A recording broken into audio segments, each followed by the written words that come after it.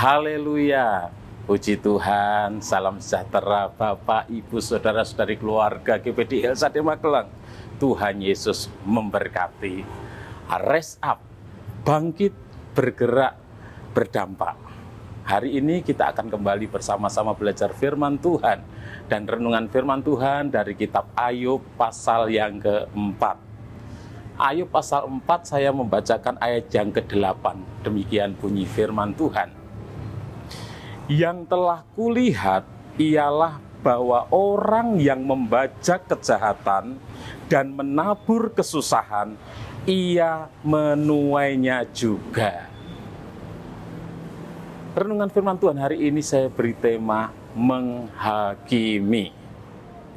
Kalau kita mengobservasi di dalam kitab Ayub pasal yang keempat ini, siapakah tokoh-tokoh yang ada di dalam kisah tersebut? Di sana ada Ayub bersama dengan sahabat-sahabatnya, yaitu Elifas, Bildad, dan Sofar. Dan peristiwa apa yang terjadi di dalam Ayub pasal yang keempat?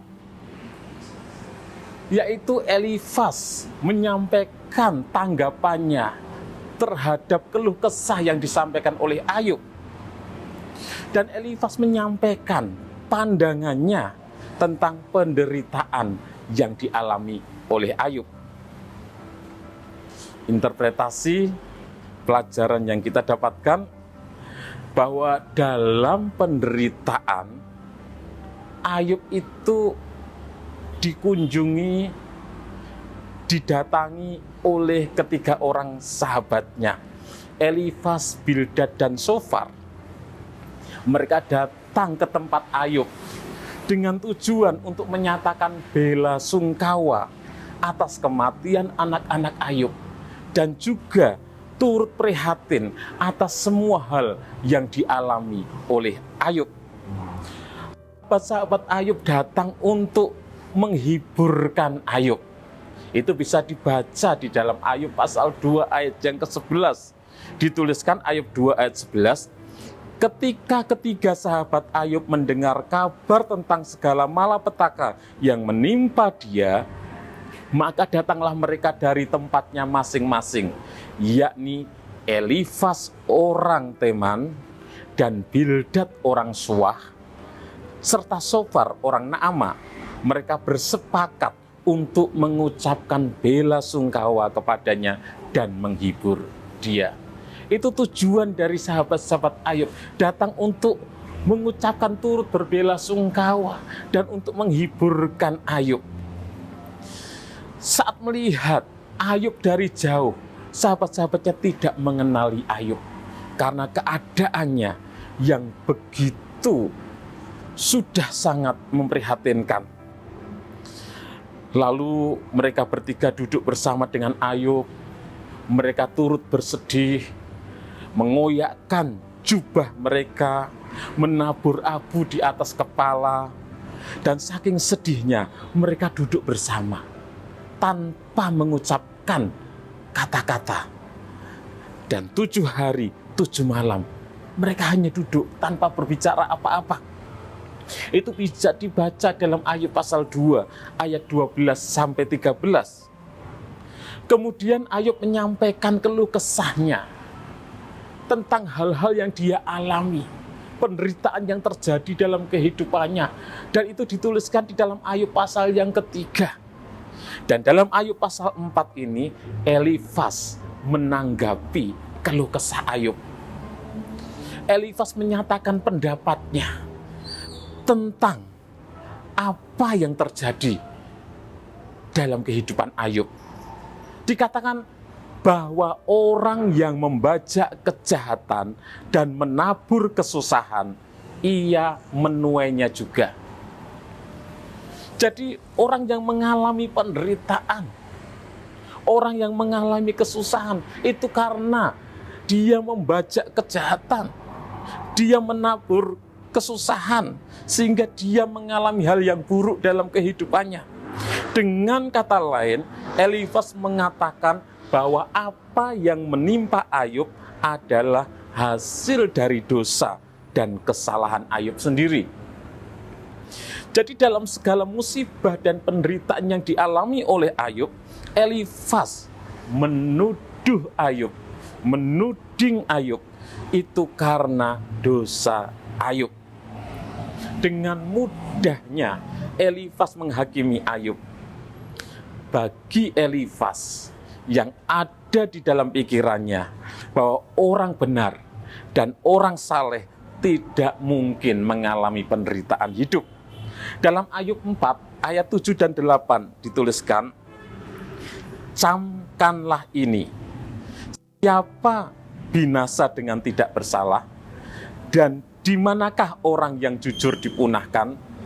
Yang telah kulihat ialah bahwa orang yang membaca kejahatan dan menabur kesusahan, ia menuainya juga. Meskipun Elifas berargumen bahwa pendapatnya itu didasarkan pada penglihatan supranatural, Elifas memiliki pola pikir, pendapat bahwa orang yang menderita itu karena hasil perbuatan jahatnya, karena dia sudah berbuat dosa. Dan itu dia sampaikan, dia mendapatkan penglihatan yang supranatural. Namun dapat dipastikan bahwa pendapatnya itu tidak tepat. Dan penglihatan yang dia alami tentunya tidak berasal dari Allah. Tentang penglihatan supranatural yang dialami oleh Elifas sehingga memiliki pandangan, pendapat yang seperti itu dicatat dalam Ayub 4 ayat 12 sampai 17 dituliskan.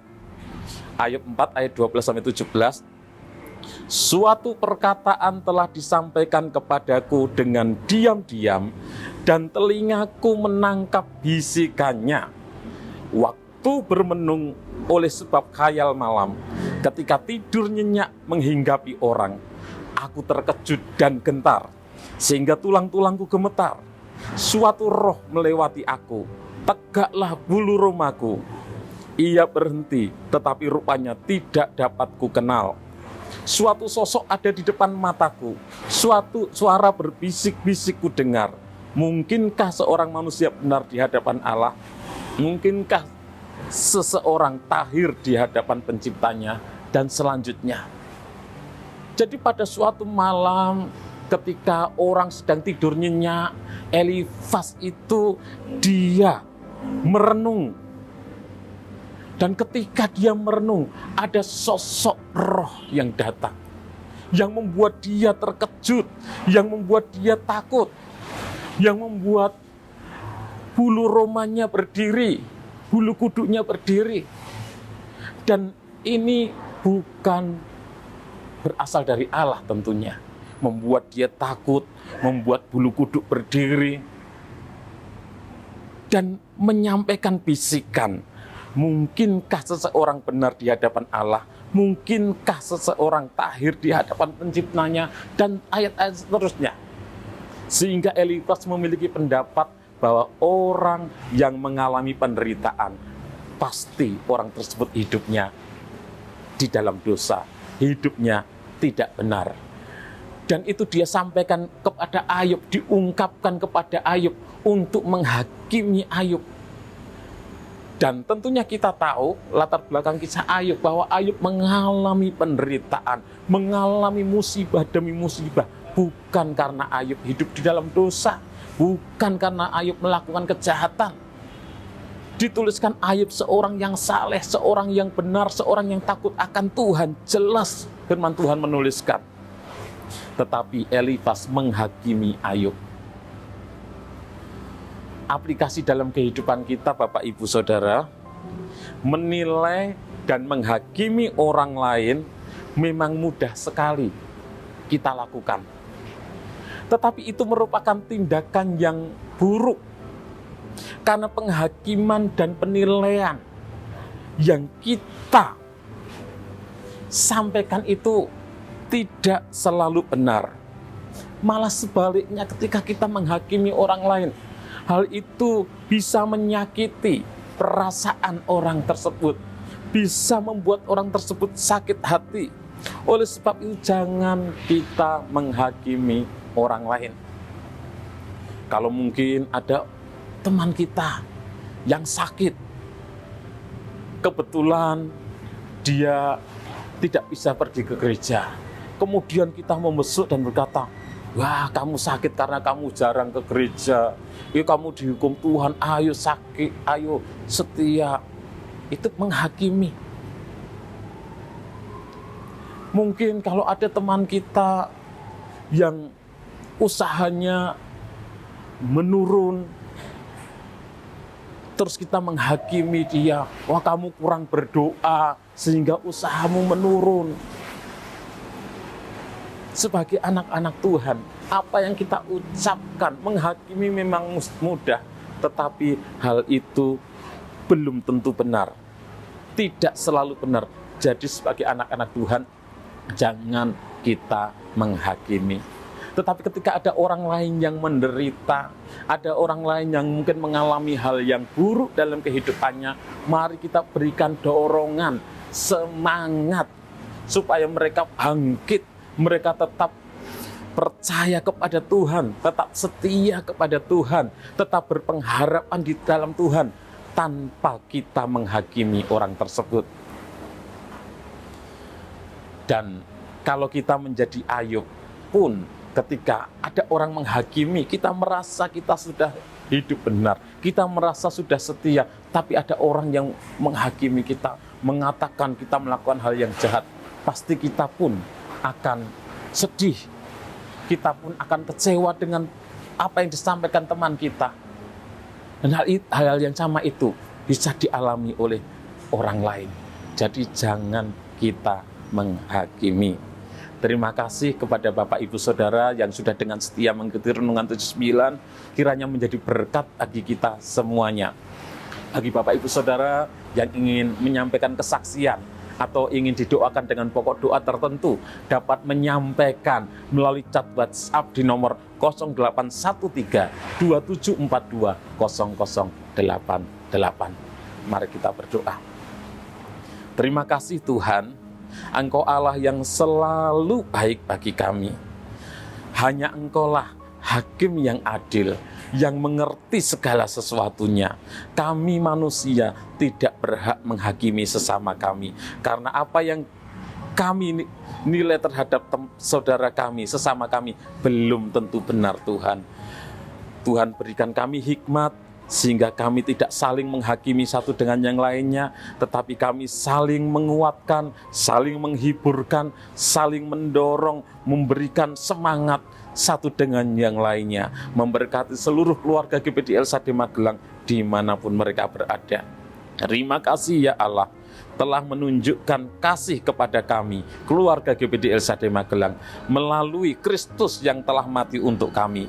Sekarang kami telah dibenarkan oleh darah Kristus, diperdamaikan dan diselamatkan. Kami bermegah dan dalam Allah oleh Yesus Kristus. Dalam nama Tuhan Yesus Kristus kami berdoa bersyukur. Haleluya. Amin.